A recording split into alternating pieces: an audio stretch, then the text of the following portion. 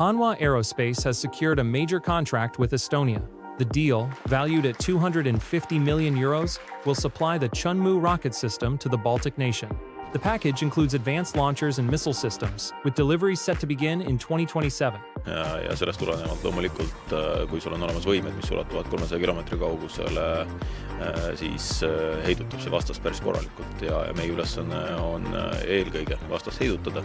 Kui peaks olema vajadus relvakastid kaitsta, siis mitte teha seda Eesti territooriumile. Selleks on sul vaja süvalöögivõimet ja seetõttu tegelikult nii Chunmoo kui HIMARS omavad väga olulist mõju selle võimelünga täitmisel. But this is more than just a hardware deal. Hanwha is launching a long-term industrial partnership. This includes technology transfer and local production. It's all part of Hanwha's vision to build a secure defense ecosystem in Europe. Eesti kaitsevõimele annavad nad juurde selle, et me oma kaitsevägi saab täienduse oma süvalöögi võimele ja mul on väga hea meel, et oma panuse siin saab ka Eesti majandus. Selle lepingu raames jõuavad Eestisse märkimisväärsed investeeringud siis Eesti majanduse toetamiseks.